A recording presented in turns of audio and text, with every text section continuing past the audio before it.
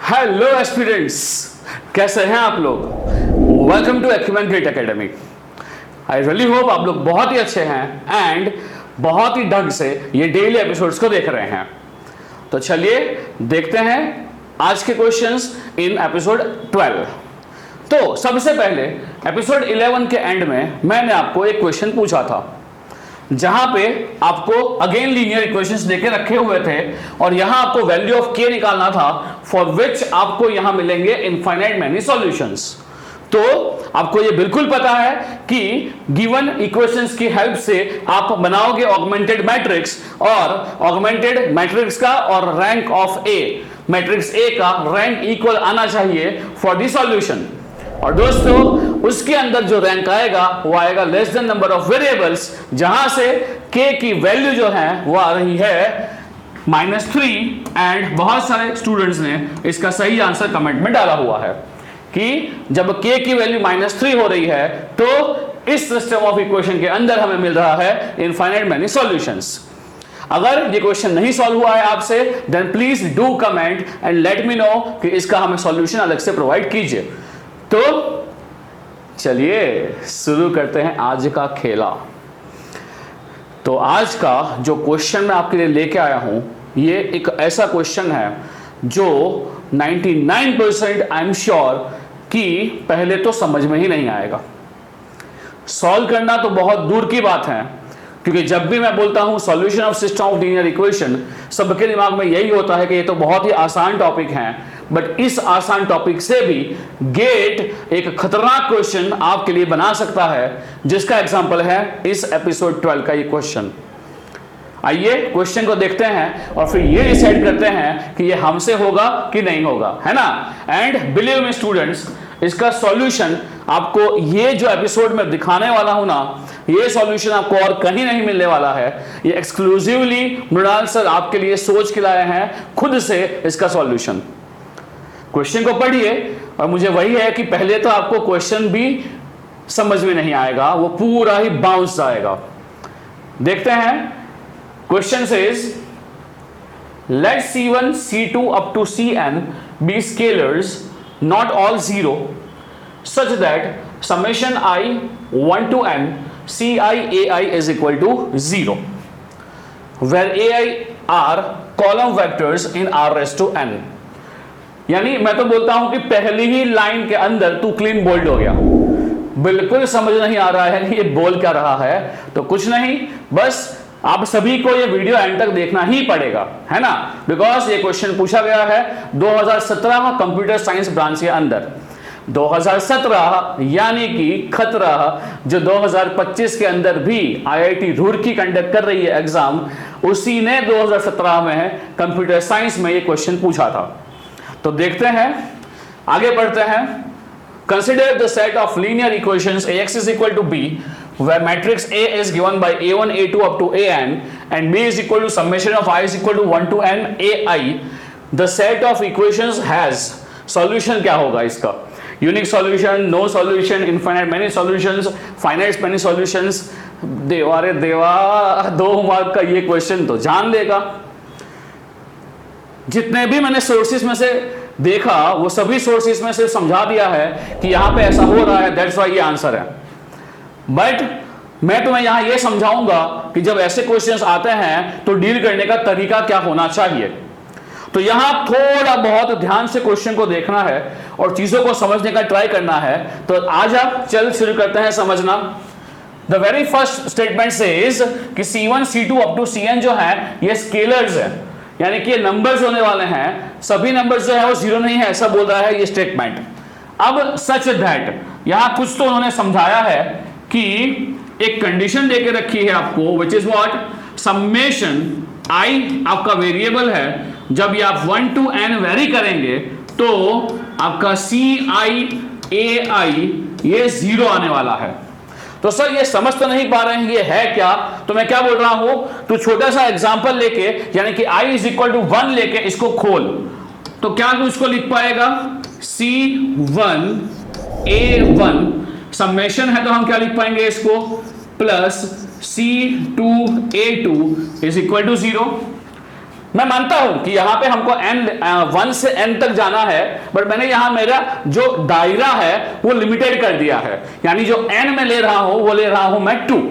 ठीक है क्या?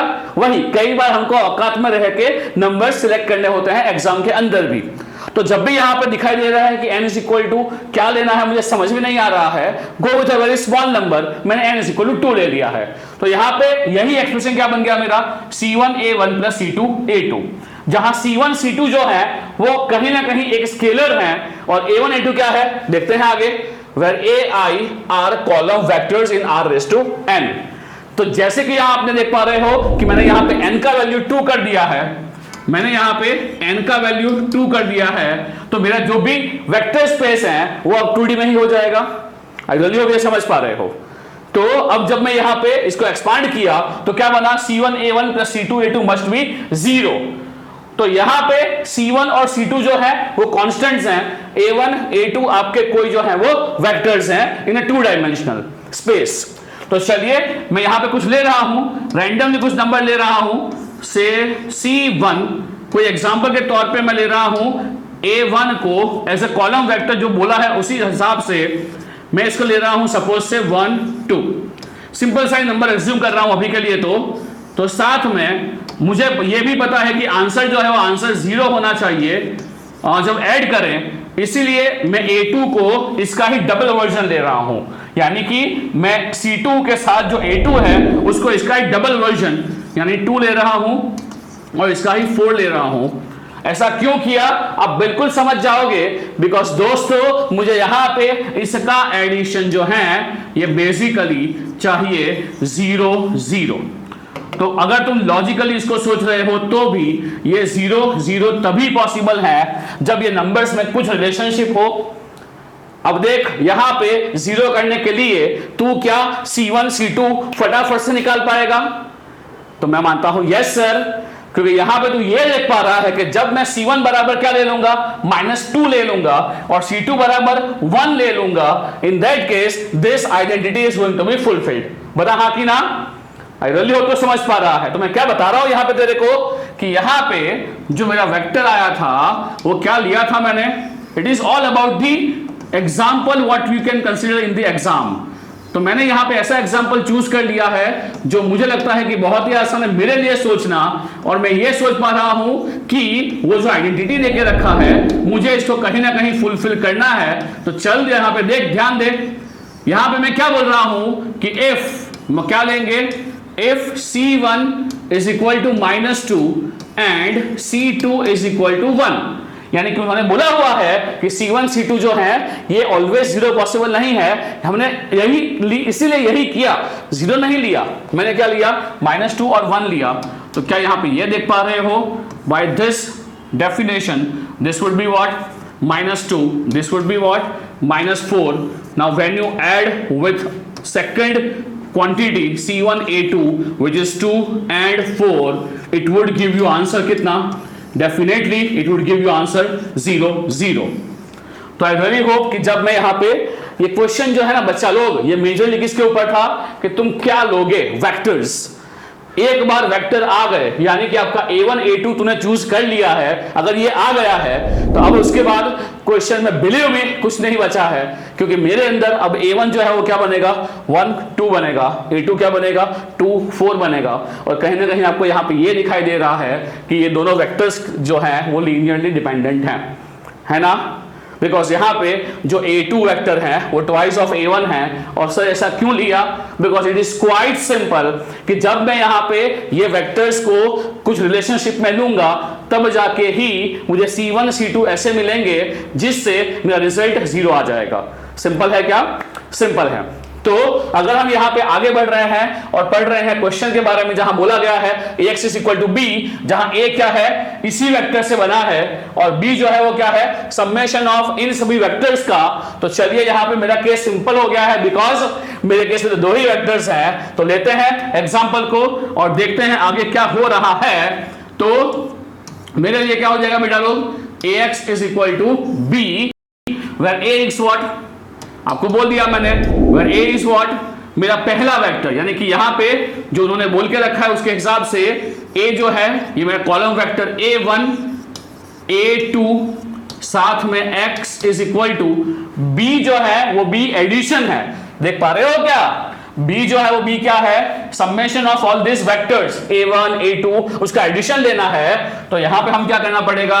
b फॉर्म करने के लिए हमें a1 प्लस a2 करना पड़ेगा। यानी समझ लो कहीं ना कहीं यहां पे उसने ax is equal to b सीधा नहीं देकर रखा आपको, ऐसा उल्टा उल्टा कान पकड़ा है भाई। बताओ a1 क्या है मेरे केस में? सर ये 1 2 है। a2 क्या है मेरे केस में? सर ये 2 4 है। x हम कुछ भी ले सकते हैं अभी के लिए, हमारे पास ये दो वेरिएबल्स हैं जो हम ले रहे हैं x as well as y, और साथ में इसका जो सामने वाली साइड आने वाली है कोएफिशिएंट मैट्रिक्स क्या हो जाएगा रे बेटा?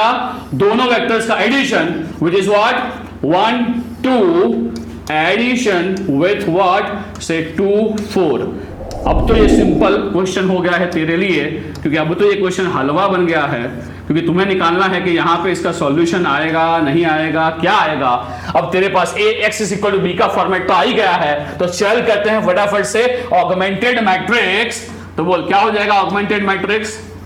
ऑगमेंटेड मैट्रिक्स बिकम्स, ये हो गया मेरा 1, ये हो गया 2, ये हो गया 2, ये हो गया 4, और साथ में सर यहाँ पे b जो है ये होने वाला है ये दोनों का ही addition, which means this would be say 3, this would be say 6। तो यहां क्लियर कट दिख रहा है। बोल क्या दिख रहा है सर?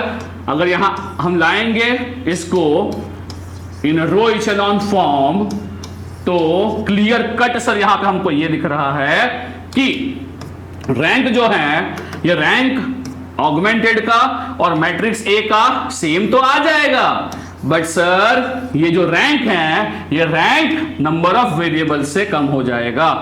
कितना ब्यूटीफुल क्वेश्चन उसने डिजाइन किया है, जहां पे सिर्फ और सिर्फ जो गिवन कंडीशन है उसके ऊपर ही बहुत चल रहा है। ये 0 ये 0 ये 0, यहां आप क्लियर देख पा रहे हो ये पूरा जो ऑगमेंटेड मैट्रिक्स है। सो रैंक ऑफ ऑगमेंटेड मैट्रिक्स ये जो है ये 1 हो जाएगा, और ये जो आपको दिख रहा है वो है रैंक ऑफ मैट्रिक्स ए हो जाएगा, विच is what less than number of variables जो 2 थे। तो यहां से सीधा ही आप ये कमेंट कर सकते हो कि yes sir, as both the ranks are equal but that rank is less than number of variables, यहां होने वाला है इनफाइनाइट मैनी सॉल्यूशंस। बेहतरीन क्वेश्चन, और हर जगह पे आपको सीधा मिल जाएगा इसका सीधा ही सेंटेंस के फॉर्म में एक आंसर। बट मृणाल सर ने तेरे को इसको एकदम डिटेल में समझाया कि क्या मीनिंग है इस डेफिनेशन का, CI AI समेशन 0 का। वहां से मेरे A1 A2 आएंगे।